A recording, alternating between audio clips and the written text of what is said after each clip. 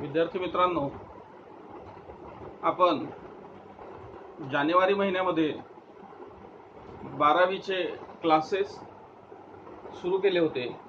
त्यावेळेला rotational motion हे chapter क्लासेसमध्येच आपण पूर्ण नोट्स सहित तयार केलं होतं. रोटेशनल डायनॅमिक्स नावाचं जे पहिलं चॅप्टर पुस्तकामध्ये दिलं आहे तो भाग आपला पूर्ण झाला होता. मेकॅनिकल प्रॉपर्टीज ऑफ फ्लुइड्स हे चॅप्टर सुद्धा आपण नुकतंच ऑनलाईन क्लासेसमध्ये पूर्ण केलं. त्यामध्ये सरफेस टेन्शन, कॅपिलरी ट्यूब हा सगळा भाग आला होता. ऑसिलेशन्सचं चॅप्टर देखील आपण ऑनलाईन क्लासेसमध्ये डिस्कस केला आणि त्यातून जो भाग वगळण्यासाठी यावर्षी वगळला गेला आहे त्या संदर्भात सुद्धा मी तुम्हाला माहिती व्हिडिओजमध्ये दिली होती.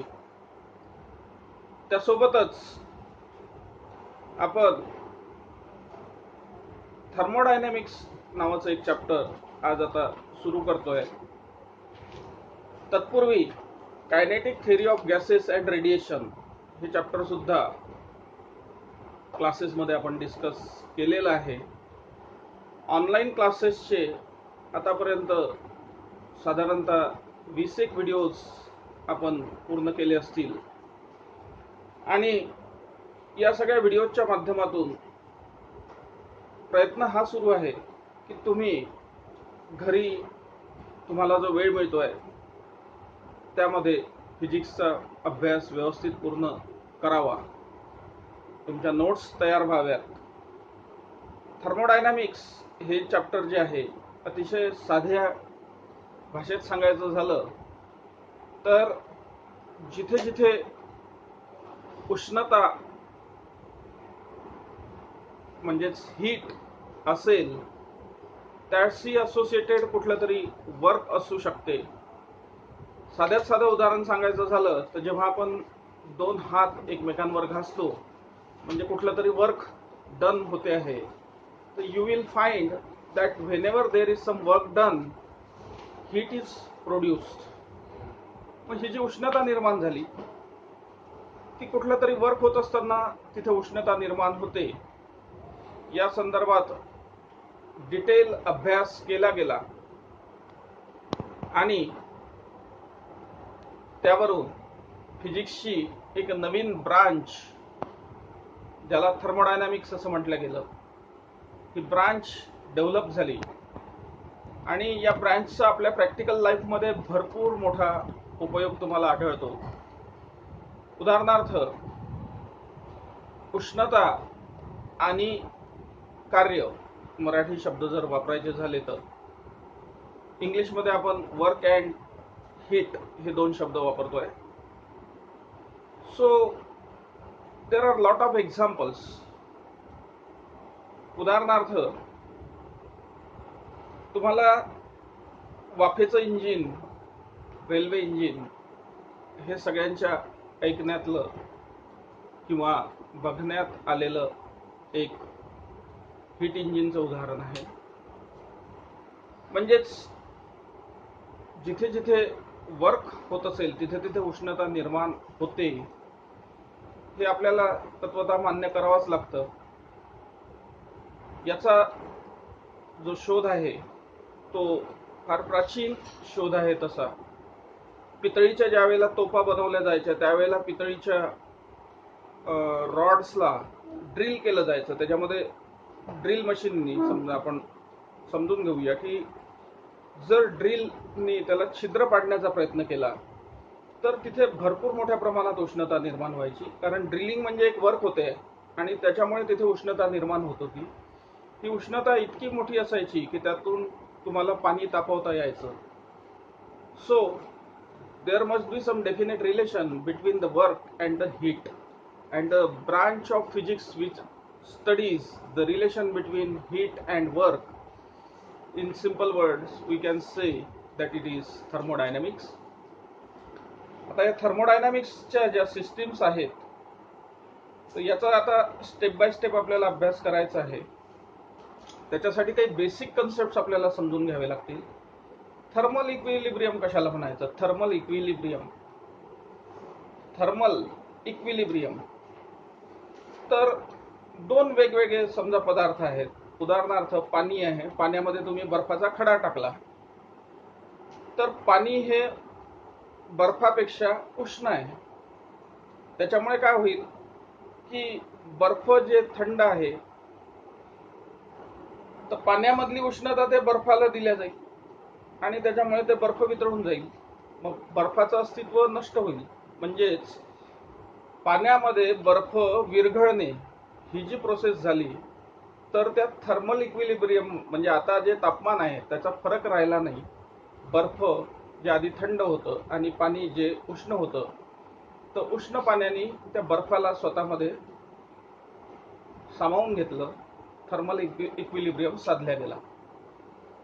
किंवा दुसरं उदाहरण तुम्हाला असं पुस्तकामध्ये सुद्धा दिलेलं आहे.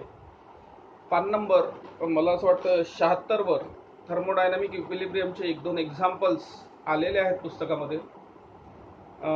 एक उदाहरण मी जे तुम्हाला पाण्याचं आणि बर्फाचं सांगितलं ते एक उदाहरण आहे. त्याचप्रमाणे जर आपण गरम पाणी आणि थंड पाणी मिक्स केलं तर तुमच्या असं लक्षात येईल की थंड पाण्याचं तापमान हे हळूहळू गरम पाण्याचं आणि थंड पाण्याचं तापमान एक होऊन जातं. म्हणजे थर्मल इक्विलिब्रियम साधला जातो. मग साध्या शब्दात सांगायचं झालं तर जेव्हा दोन कुठल्याही ऑब्जेक्ट्स, दोन कुठल्याही सबस्टन्स, दोन कुठल्याही वस्तू हे समान तापमानावर असतील तर त्याला आपण म्हणू थर्मल इक्विलिब्रियम. म्हणजे उष्णता ही जास्त तापमानाकडून कमी तापमानाकडे उष्णतेचा प्रवाह असतो. Heat flows from higher temperature to lower temperature and this process continues till the thermal equilibrium is obtained. म्हणजे जोपर्यंत दोन्ही तापमान सारखे होणार नाहीत. अनेक उदाहरणं मला या बाबतीत सांगता येतील. 11व्या वर्गात आपल्याला हा सगळा भाग होता. ॲक्च्युली 11व्या वर्गात मी तुम्हाला शिकवलं आहे की हीट ही 3 प्रकारे एका ठिकाणाहून दुसऱ्या ठिकाणी तिचं वहन होत असतं. पहिला प्रकार आहे कंडक्शन, म्हणजे molecule two molecule heat transfer होते. दुसरा प्रकार आहे कन्व्हेक्शन, म्हणजे किटलीमध्ये चहा आहे आणि चहा उकळतो आहे, याचा अर्थ खालचे मॉलिक्युल्स हीट मिळाल्यामुळे वर जातात आहे आणि वरचे थंड मॉलिक्युल्स खाली जातात आहे. So heat is transferred. This is convection. आणि सूर्यापासून पृथ्वीवर येणारी उष्णता ही रेडिएशन वेव्हच्या स्वरूपात येते. That is radiation is the third. means there are 3 words which I have used so far: conduction, convection and radiation. When the heat is transferred in the form of waves, it is called as radiation. Thermal इक्विलिब्रियमचा point मी तुम्हाला explain केला. आता अनेक घरातल्या वस्तू आहेत की ज्या ह्या सगळ्या थर्मोडायनॅमिक्सच्या प्रिन्सिपल्सवर काम करत असतात. उदाहरणार्थ आपल्या घरांमध्ये प्रेशर कुकर आहे किंवा मग रेफ्रिजरेटर आहे, फ्रीज आहे. फ्रीजमध्ये आतला बॉक्स थंड आहे, बाहेर उष्णता आहे. पण आतला बॉक्स थंड ठेवल्या जाणे म्हणजे आतली उष्णता बाहेर काढून फेकणे, दॅट इज थर्मोडायनॅमिक्स. किंवा ज्याला आर्टिफिशियल कुलिंगसाठी आपण AC वापरतो, AC सुद्धा असंच काम करतोय. एअर कंडिशनिंग म्हणजे काय तर घरातलं उष्ण हवा बाहेर फेकणे आणि घरात तापमान थंड ठेवणे. याच्यासाठी थर्मोडायनॅमिक्सच्याच लॉजचा कुठेतरी वापर होत असला पाहिजे. तर मित्रांनो, थर्मोडायनॅमिक्समध्ये तुम्हाला प्रोसेस ज्या आहेत ह्या सगळ्या आपल्याला समजून घ्यायच्या आहेत. यातला काही भाग केमिस्ट्रीमध्ये सुद्धा येतो. कारण ज्यावेळेला केमिकल इक्विलिब्रियम आपण म्हणतो, केमिकल इक्विलिब्रियम म्हणजे कुठल्याही एखाद्या सबस्टन्सच्या केमिकल आतमध्ये रिॲक्शन्स होत नसतील तर त्याला आपण केमिकल इक्विलिब्रियममध्ये आहे असं म्हणू शकू. किंवा केमिस्ट्रीमध्ये तुम्हाला ॲडियाबॅटिक प्रोसेस, आयसोबेरिक प्रोसेस, आयसोक्लोरिक प्रोसेस या सगळ्या प्रोसेसचा अभ्यास केमिस्ट्रीमध्ये सुद्धा येतो. Isothermal process particularly. आयसोथर्मल म्हणजे जेव्हा टेम्परेचर कॉन्स्टंट असेल तर त्याला आयसोथर्मल म्हणतात. व प्रेशर कॉन्स्टंट असेल तर त्याला आयसोबेरिक म्हणता येईल. असे हे सगळे प्रोसेसेसचा अभ्याससुद्धा आपल्याला या ठिकाणी करायचा आहे थर्मोडायनॅमिक्सच्या चॅप्टरमध्ये. आणि मुख्यतः 2 लॉज आहेत zeroth law of thermodynamics and first law of thermodynamics.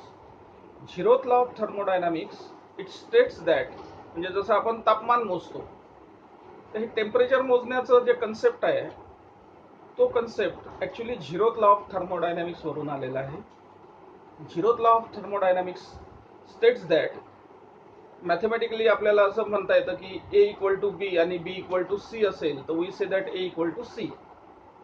त्याचप्रमाणे जर ए आणि सी ह्या दोन बॉडीज म्हणा, दोन ऑब्जेक्ट्स म्हणा, ह्या थर्मल इक्विलिब्रियम मध्ये असतील आणि ए आणि सी ही सुद्धा थर्मल इक्विलिब्रियम मध्ये असेल तर तुम्ही असं म्हणू शकता की B and C are also in thermal equilibrium.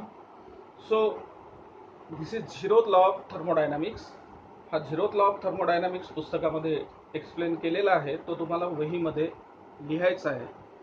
And then there is first law of thermodynamics. First law of thermodynamics जो आहे तर याच्यामध्ये समजा आपण एखाद्या सिस्टीमला हीट सप्लाय केली तर you will find that the heat supplied is used in two ways. Part of the heat is used to increase the internal energy of the substance and part of the heat is used in doing some work.